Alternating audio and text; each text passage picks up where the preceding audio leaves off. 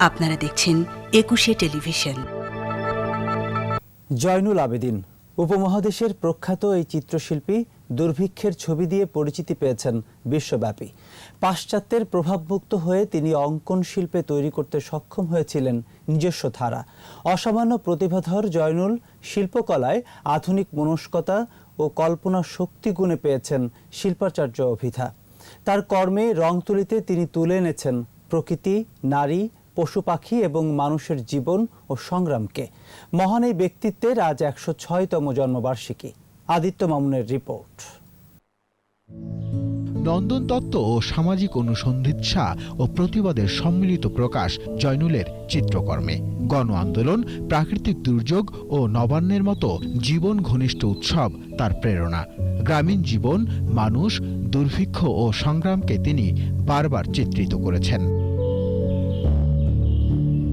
কিশোরগঞ্জ জেলার কেন্দুয়ার ব্রহ্মপুত্র নদের তীরে ১৯১৪ সালের ২৯ ডিসেম্বর জন্মগ্রহণ করেন জয়নুল। গতানুগতিক লেখাপড়ায় মন না বসায় ১৬ বছর বয়সে কলকাতা পালিয়ে গিয়ে ভর্তি হন আর্ট স্কুলে। ১৯৩৮ সালে কলকাতার আর্ট স্কুল থেকে ড্রয়িং অ্যান্ড পেইন্টিং বিভাগ থেকে প্রথম শ্রেণীতে প্রথম হয়ে স্নাতক ডিগ্রি অর্জন করেন। একই বছর তিনি ভারতীয় চিত্রকলায় স্বর্ণপদক অর্জন করে আলোচনায় আসেন। ১৯৪৩ সালের দুর্ভিক্ষের রেখাচিত্র তাকে বিশ্বব্যাপী পরিচিত করে তোলে। ১৯৪৮ সালে ঢাকায় প্রতিষ্ঠা করেন চারু ও কারুকলা মহাবিদ্যালয়, যার মাধ্যমে হয়ে ওঠেন শিল্পীদের পুরোধা ব্যক্তিত্ব। জয়নুলের জীবনের একটি বড় সিদ্ধান্ত ছিল পশ্চিমবঙ্গ থেকে পূর্ববঙ্গে ফিরে আসা এবং এখানে শিল্প শিক্ষা প্রতিষ্ঠান গড়ে তোলা। ওনার চরিত্রের একটা প্রচন্ড আকর্ষণীয় দিক ছিল, উনি মানুষকে নিজের মতের প্রতি আশ্বস্ত করতে পারতেন। সংগ্রামশীল মানুষের নানা রূপ তিনি উপস্থাপন করেছেন আধুনিক শিল্পধারায়।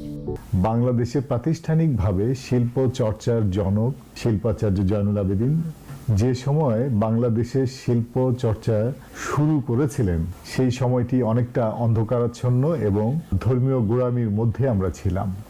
আজ বর্তমান প্রেক্ষাপটে আমরা শিল্পাচার্য জয়নুল আবেদিনের উপস্থিতি এবং তার দৃষ্টিভঙ্গি আমরা যথেষ্ট প্রাসঙ্গিক মনে করছি। জয়নুল আবেদিন ১৯৭৬ সালের ২৮ মে ৬২ বছর বয়সে চিরনিদ্রায় শায়িত হন। আদিত্য মামুন, ২১শে টেলিভিশন, ঢাকা।